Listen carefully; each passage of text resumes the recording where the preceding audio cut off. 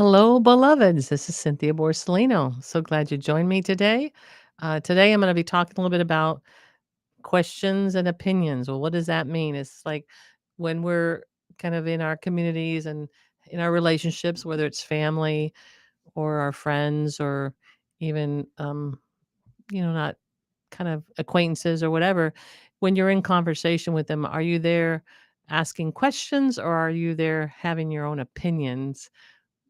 Without even really knowing, and something that the Lord's walked me through even recently, and over the years, I've kind of gone through, stages of where the Lord would shift my thinking and to really wanna hear from people's heart versus hearing through my grid of what I know from my own experiences, and then it's like that, you know, grid of where because of what I've experienced, I think that everybody else has experienced it or whatever, like, 'cause it's part of growing up in life and maturing in the process. Well, I had something happen again yesterday where I knew I didn't ask enough questions.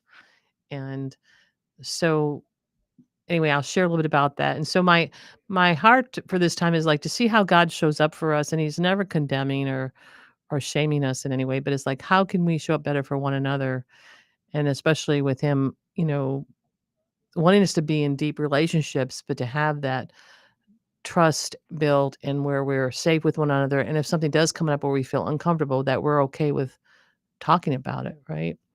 And so yesterday I had the women's group at my house, and we were there, and a lady was sharing, and I'm not going to mention the names or anything like that, but she was sharing about a situation that happened. They were in a group with people, and then she was talking about other people. Like, how do you know like, what happens if somebody can they lose their salvation, I guess, was kind of the topic. It didn't go to that point, but it's like, what how do you know for sure if somebody's saved? And my comment at that time, because I was thought they were in a big group, like, what does it matter for us?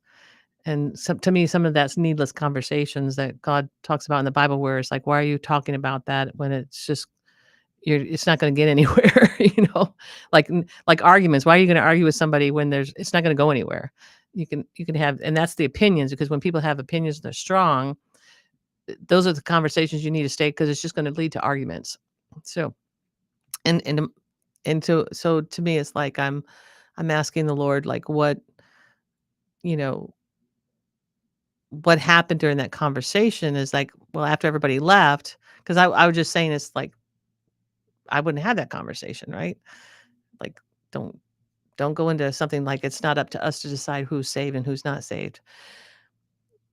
But the it was unsettling to me because after everyone left and we talked through and we prayed and all that stuff, it was all good. God even gave me a vision for that whole her family, this dynamics of that. It was beautiful.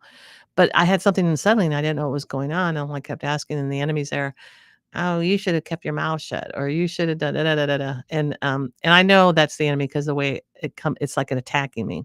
And then I should be like so and so. I should be more quiet and not say anything. It's like if anybody knows me, that's not who I am. But anyway, but I also try to pray through and hear God's heart for the situations. But we are all human, so we all do stuff.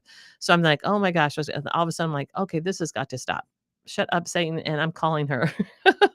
So I called to say, "Hey, did I offend you? Did I hurt you in any way?" And she's like, "No, I didn't even think about that." And but I was just confused.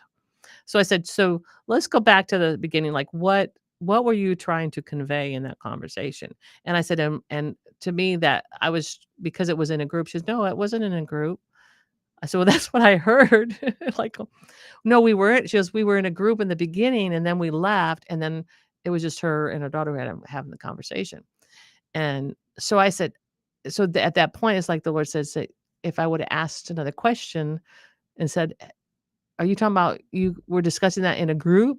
Stuff like that, because it's like, why are all these people talking about somebody else? They're not there, right? Anyway, so I didn't dig enough, or ask questions enough to find out really what was going on with her in her heart and why was it unsettling for her.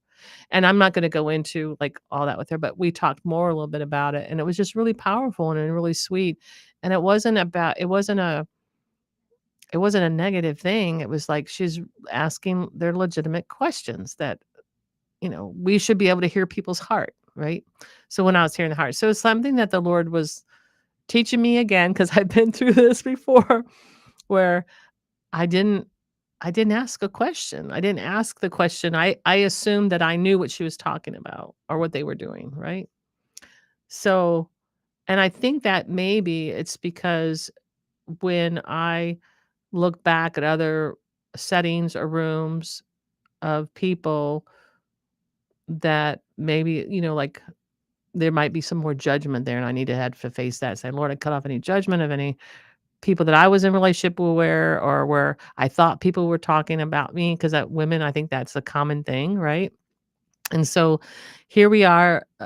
It's like Lord saying, just go and have those conversations. Whenever I'm feeling like somebody has something against me or somebody said something against, I need to go to them directly and ask.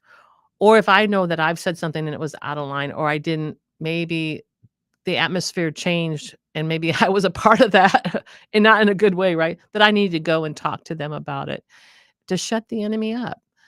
And it's like that's part of the warfare. That's the warfare where we have to be willing to be humble, to humble ourselves and to say, "Hey, maybe you know, the Lord really because the Lord really did show me that I needed to go and just call her, talk to her." And it turned out so beautiful and it's like, I and then that heaviness lifted, like totally lifted. And so like I want to encourage for you all who are listening out there too that the Lord, he's very he really delights in us and when we delight in other people that he loves like all creation he loves he gave his life for, right? So it's like here we are, how are we being that conduit of love and of a Jesus asked a lot of questions.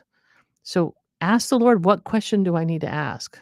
Like when you're in and you're hearing conversations and you might think of it going, but you think you know what they're talking about, but maybe but ask the question to ensure that you're both on the same page or the other people are on the same page. It's like, and I feel like that's something that the Lord's saying if I would have asked that question instead of having an opinion, which I had my own opinion of it without asking that question. And I love that he corrects us. I love he does correct us. Y'all, when you are walking with Jesus and you're in full relationship with him, and I mean, I talk with him, every day. It's like the more you grow and mature, there's less things you can get away with.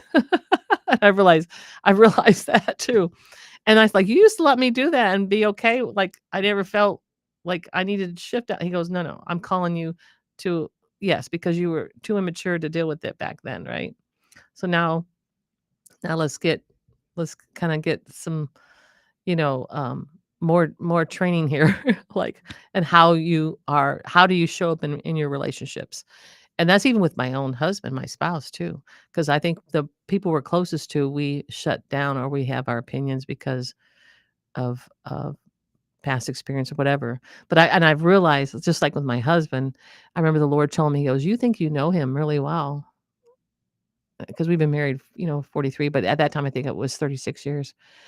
And I said, "Well, yeah, we've been together a long time." And he's like, like a little, like, and I could feel him like with his thumb and his finger coming really close together. His thumb and his finger coming so close. He goes, "That's about how much you know about him." Like, wow. And it's the same with the Lord, right? How much do we really know about the Lord? He's like, if I ask him, he goes, "Why don't you ask me each day to show you something new about your husband?" And now it's gone to now I want to ask you each day to show me something new about who you are, Lord, right? Because he knows us all so well. So that I mean, it's fascinating to me. It's like the new things. And like my husband was sharing something about when he grew up and he had this fear thing that came up, and I never knew that about him. And I'm like, wow. And then he shared this story about when they used to travel on the road and like you had a like his parents, if you don't get in there and go to the bathroom and come, we're gonna leave you here. And he was so afraid, like, it was not a good memory, but he still had that in him. And once he talked about it to me, it's like, "Man, you never told me that story ever." And it had to do with we were driving somewhere and he had this little, like, moment of, like, he thought I was gonna leave him there, was strange. Like, I would never like, "What? What are you talking about?" Anyway, so it was like, oh, that was another new thing. It's like, wow, I did not know. And it's like, so what am I asking each day? Tell me another, like something else, like about your life growing up. What was it like, when he they moved to Florida and all that? Like I didn't know him those years. And so it's been fascinating learning that. And then the same with the Lord. Like, what can you learn more about him? And ask him, Lord, show me something new about who you are and what you're doing, and for my life, how is that gonna relate with me and you? And I open the word, and then he'll just like, wow, I didn't see that. And I've read that same scripture, but it comes in a whole new light when he's showing you something about who he is and what he's doing in these times. And like I'm in the Old Testament, I'm doing Amos, was doing Hosea and all those you know, older little prophet books, right? And I'm I've read them before, I've underlined them before, now I'm back in there doing now I put my little arrows to little things that he's showing me. Is like, wow, just the stuff that's standing out of what he's walked through me in generational things too. So it's like, it's real important that we, you know, begin to take some responsibility in how we show up in relationships and ask the Lord to say, like, am I asking the questions that are gonna support or bring this support this relationship, or am I questioning them and having my opinion?